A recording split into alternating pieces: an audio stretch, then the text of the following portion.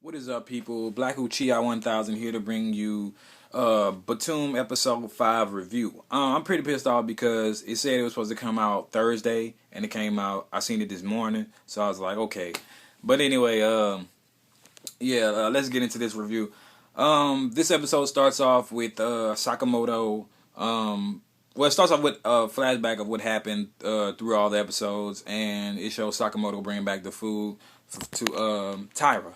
And Tyra is like so grateful because he is like crying and stuff. He's like, thank you, thank you, thank you. And Sakamoto's like, you don't have, you thank me already, and it's enough. And Sakamoto like, look, man, I can never say it enough, because I see where he coming from. Like, you on the island by yourself. 9 times out of 10, nobody is going to help you, especially when you need to kill people. You need to kill people to get the gems. So nobody's gonna help you. It's like it's a dog eat dog world in that jungle, man. So, and even if somebody do help you, there's a 50 or 60% chance that they're gonna stab you in the back. So I can see where he's coming from. So they eating and everything, and all of a sudden a dead body floats on by, and and they like, what the fuck is that? And it's the guy from episode 2, the fat guy that tried to rape Kimiko. And Sakamoto's like, he's like, man, he's like, is he dead and stuff like that? So they check him out, and Sakamoto's trying to see where it came from. So he's like, it must have came from that waterfall up there. And he was like, I'm gonna go check it out. And Tyra's like, well, you can go check it out, and you can leave me, because I can do this on my own. It's thank you for everything and stuff like that. And Sakamoto's like, don't say anything that's sad again. You know what I'm saying? But he says, chill right here. I'm gonna go check it out. So you been go check it out, and Kimiko is standing up there. He went go check it out, and Kimiko was standing up there, and she was like, stay away, stay away. You know what I'm saying? She tripping. So she throws a freaking BIM, BIM, and it's a I forgot what it was called. It's a smoke bomb, but it's like an acid smoke bombs, and they melt you on contact. So Sakamoto is running. He's like, oh shit, he runs out the forest back to the river, and all of a sudden Kimiko is standing right there, and he's like, damn, she lured me out. And he was like, hey, I just want to talk, and trying to persuade her and stuff like that. And Kimiko's like, having the flashback again about the guy trying to rape her, and he was sweating on her and stuff like that. It was crazy, man. It was crazy. She is straight tripping. She's like, all men are dogs, they pigs, they basically hoes, basically animals, monsters. And he was like, I just want to talk. He's like, I'm not gonna hurt you. And so because she has a bomb ready in her hand, and she saw to let go of the bomb, and Sakamoto sees that, so he starts walking to her, and on his third step, she throws a bomb at him, and I'm like, no, and it's big ass explosion. But thankfully, her aim is off because she threw it all wrong. You know what I'm saying? She didn't really want to kill nobody. She was just tripping. She wanted to kill somebody. She wanted to kill him, but on the other side, she really didn't. So like, she threw it kind of retarded. She ain't got. He's like, thank God she ain't got no arm, and so he was like, look, I'm not trying to hurt you and stuff like that, and let's see. Oh, and she so they like, they start fighting and stuff. She pulls out a stun gun. She's trying to stab, hit him with the stun gun, and he dodging it, and he's like, wait, I'm not, he's still like, I'm not trying to hurt you. Just calm down, come the fuck down, girl. You know what I'm saying? And she goes in for one more chance to attack him, and he dodges it. But when he dodges it, he slipped back, and he's like, oh shit, I'm done. He hits the ground, and this way it got thrown because Sakamoto on some throw that shit. That dude nice, man. I like that dude. I think that's gonna be one of my favorite characters. The main character is like my favorite character. So I don't know yet. Right as of now, that's my nigga.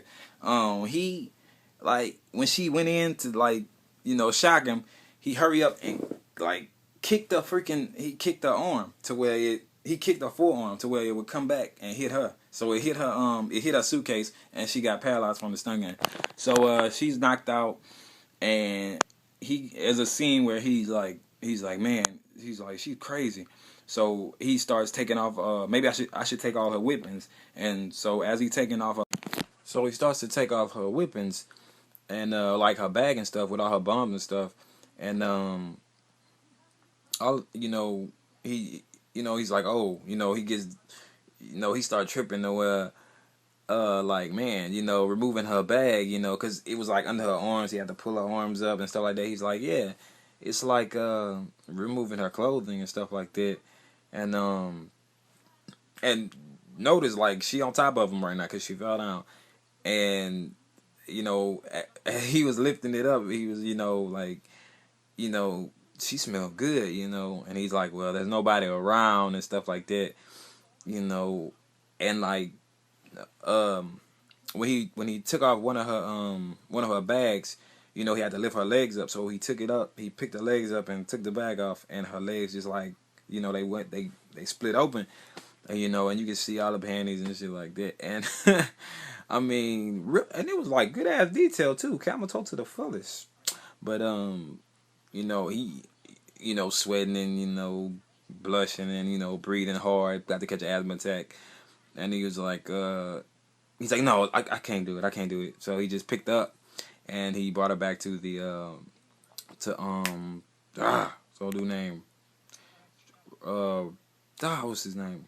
Y'all know his name.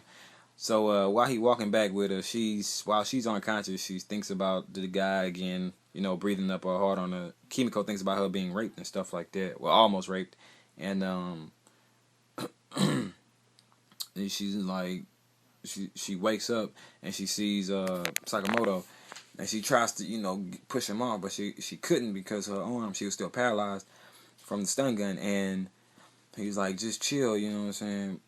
And she starts crying, and then she had a hidden bomb in her dress, so she's like, I don't care about my life, and stuff like that. And she's like, I'm just kill myself, I'm gonna die pure, you know what I'm saying?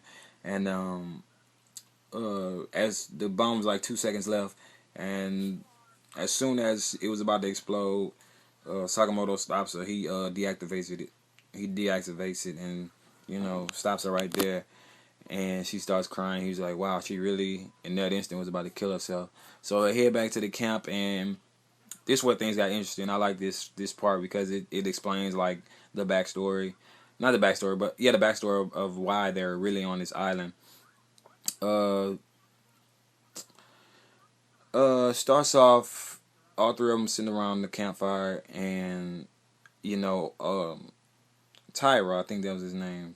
He talks about, man, I can't wait to get back home. He's telling the girl he's telling Kimiko, don't worry. We're gonna go home. We not gonna do you nothing. We all want to get on. We don't even want to play this game. We just want to get off this island, survive, and go home. And she's like, it doesn't matter because they told me even if I do go home, nobody gonna want me. Who is they? There's like, she's like,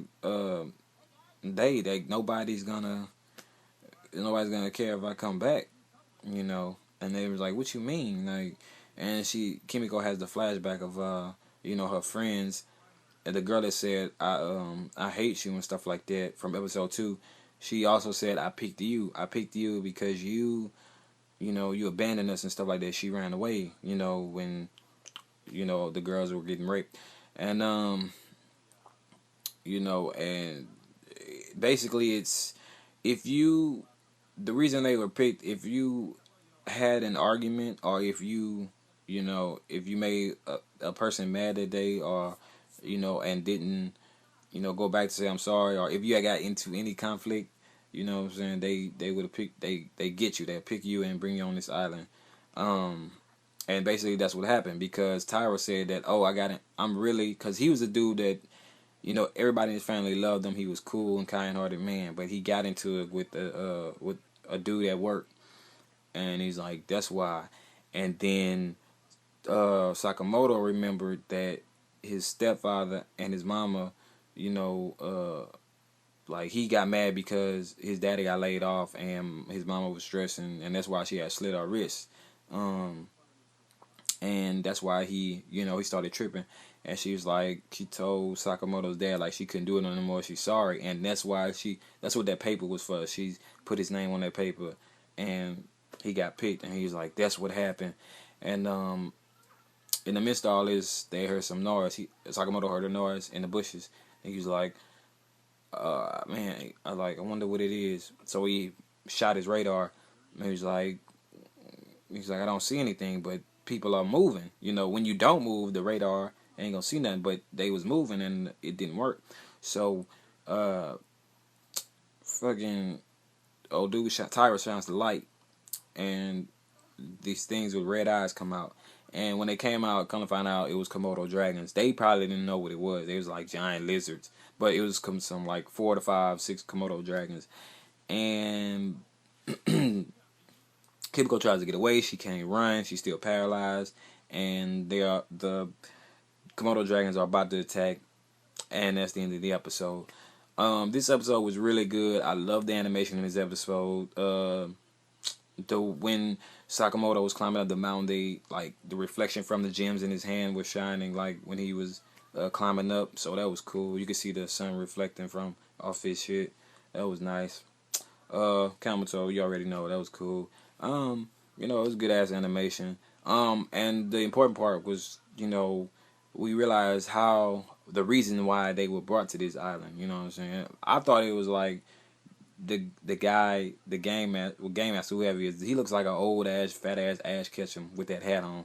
But I'm thinking, he just picked these people, a handful of people, and just threw them out there. But it's really just people who did something that they could regret. Like, no matter if you was kind-hearted, if you done one act of wrong,